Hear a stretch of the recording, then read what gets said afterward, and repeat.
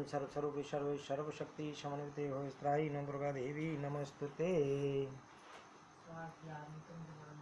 भगवान नारायण कहते हैं, नारद, एक समय की बात है कि वृषध्वज की कन्या तुलसी अत्यंत प्रसन्न होकर शयन कर रही थी। उसने स्वप्न में एक सुंदर वेश वाले पुरुष को देखा। वह पुरुष अभी पूर्ण नवयुवक था। उसके मुख पर मुस्कान छाई थी। उसके संपूर्ण अंगों में चंदन का अनुलेपन था। रत्नमय आभूषण उसे सुशोभित कर रहे थे। उसके गले में सुंदर माला थी। उसके नेत्र भ्रमर तुलसी के मुख कमल का रसपान कर रहे थे। स्वप्न में ही तुलसी का उसके साथ हास विलास हुआ। मुने यों स्वप्न देखने के पश्चात तुलसी जगकर विलाप करने लगी। इस प्रकार तरुण अवस्था से संपन्न वह देवी वहीं रहकर समय व्यतीत कर रही थी। नारद, उसी समय महान योगी शंखचूड़ का बद्री वन में आगमन हो गया। जैगिषव्य मुनि की कृपा से भगवान श्री कृष्ण का मनोहर मंत्र उसे प्राप्त हो चुका था। उसने पुष्कर क्षेत्र में रहकर उस मंत्र को सिद्धि भी कर लिया था। सर्व मंगलमय कवच से उसके गले की शोभा हो रही थी।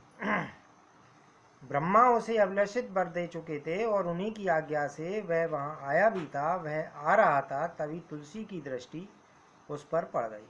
उसकी सुंदर कमनीय कांति थी। वर्ण ऐसा था मानो श्वेत चंपा हो। रत्नमय अलंकारों से वह अलंकृत था। उसके मुख की शोभा शरद पूर्णिमा के चंद्रमा की तुलना कर रही थी। नेत्र तो ऐसे जान पड़ते थे मानो शारदीय कमल हो। दो रत्नमय कुंडल उसके गंड स्थल की छवि बढ़ा रहे थे। परिजात के पुष्पों की माला उसके गले को सुशोभित कर रही थी और उसका मुखमंडल मुस्कान से भरा था। कस्तूरी और कुमकुम से युक्त सुगंधपूर्ण चंदन द्वारा उसके अंग अनुलिप्त थे। मन को मुग्ध कर देने वाला वह शंखचूड़ अमूल रत्नों से बने हुए विमान पर विराजमान था।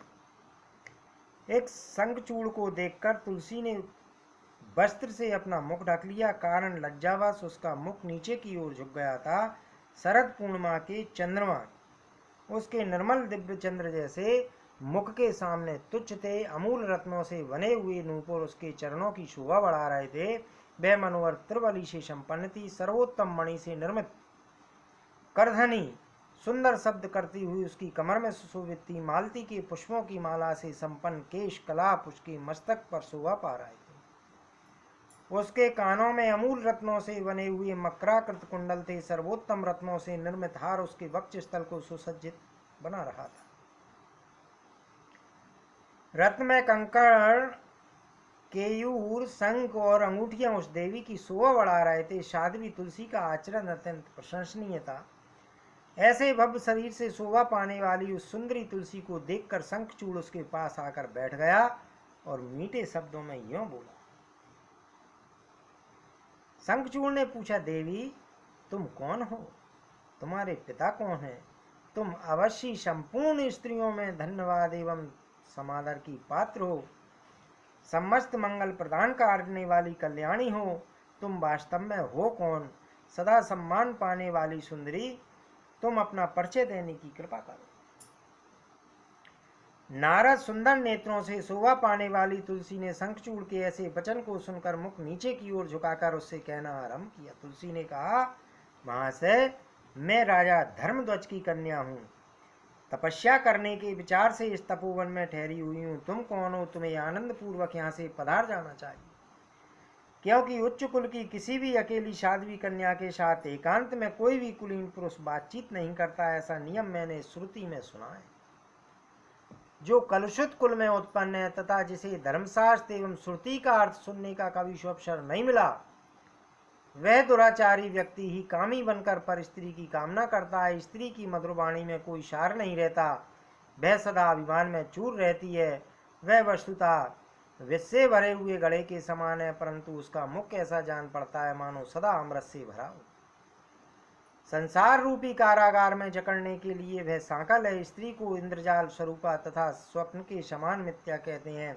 बाहर से तो वह अत्यंत सुंदरता धारण करती है, परंतु उसके भीतर के अंग कुलसित भावों से भरे रहती है। उसका शरीर विष्टा, मूत्र, पीव और मल आदि नाना प्रकार की दुर्गंधपूर्ण वस्तुओं का आधार है। रक्त रंजित तथा दोषयुक्त यह शरीर कभी पवित्र नहीं रहता। सृष्टि की रचना के समय ब्रह्मा ने मायावी व्यक्तियों के लिए इस माया स्वरूपनी स्त्री का सृजन किया है। मोक्ष की इच्छा करने वाले पुरुषों के लिए यह विष का काम करती है, अतः मोक्ष चाहने वाले व्यक्ति उसे देखना भी नहीं चाहते। नारद, शंखचूड़ से इस प्रकार कहकर तुलसी चुप हो गई। तब शंखचूड़ हंसकर कहने लगा। चंखचूड़ सिंह ने कहा, देवी, तुमने जो कुछ कहा है वह असत्य नहीं है, पर अब मेरी कुछ सत्य मिश्रित बातें सुनने की कृपा करो। विधाता ने दो प्रकार की स्त्रियों का निर्माण किया है, वास्तव स्वरूपा और अवास्तविक स्वरूपा। दोनों ही एक समान मनोहर होती हैं, पर एक को प्रशस्त कहते हैं और दूसरी को अप्रशस्त कहते हैं। लक्ष्मी, सरस्वती, दुर्गा, सावित्री और राधिका, ये 5 देवियां सृष्टि सूत्र हैं।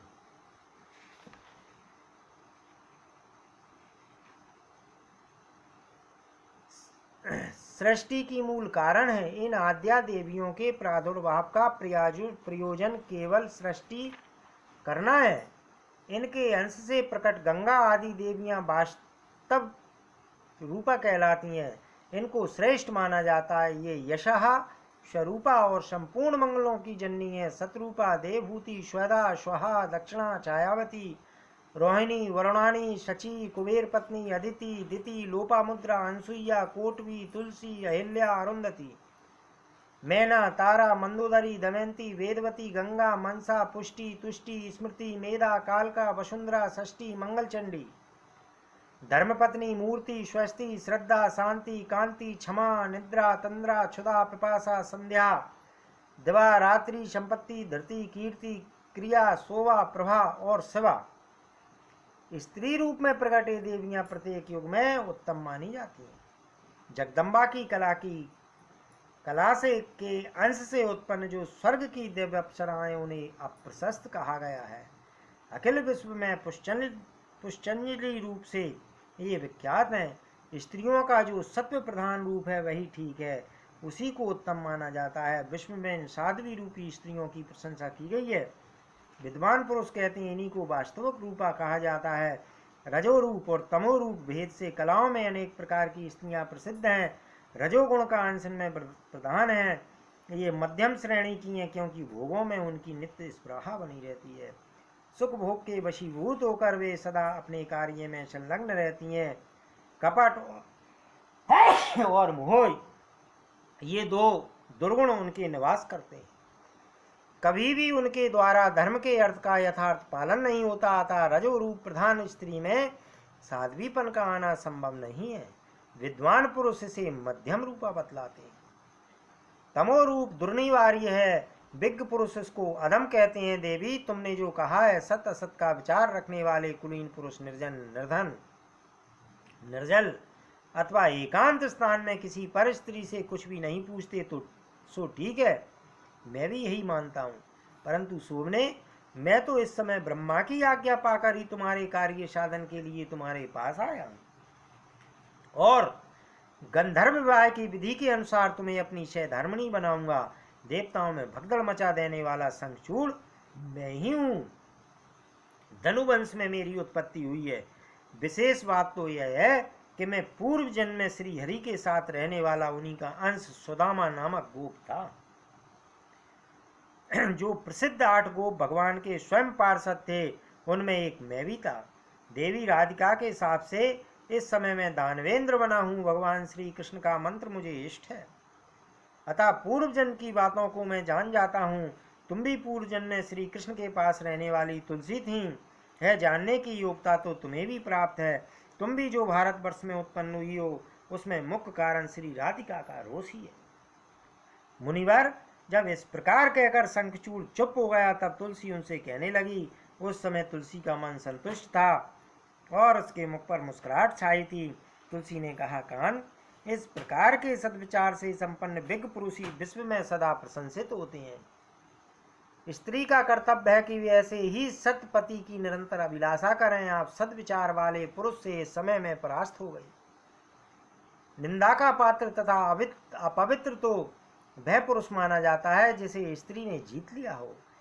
स्त्री जित मनुष्य की तो पितर, देवता तथा बांधव सभी निंदा करते हैं। यहाँ तक कि माता पिता तथा भ्राता भी मन ही मन उसकी निंदा करने से नहीं चूकते। जिस प्रकार जन्म तथा मृत्यु के असोच में ब्राह्मण 10 दिनों पर शुद्ध हो जाता है, क्षत्रिय 12 दिनों पर और वैश्य 15 दिनों पर शुद्ध होते हैं, शूद्रों की शुद्धि 1 महीने पर होती है, ऐसे ही गंधर्व विवाह संबंधी पति पत्नी की संतान भी समय अनुसार शुद्ध हो जाती है, उसमें वर्ण संकर दोष नहीं रहता। यह बात शास्त्रों में प्रसिद्ध है। स्त्री जित मनुष्य की तो आजीवन शुद्धि नहीं होती, चिता पर जलते समय ही वह इस पाप से मुक्त होता है। स्त्री जित मनुष्य के पितर उसके दिए हुए पिंड और तर्पण को इच्छा पूर्वक ग्रहण नहीं करते।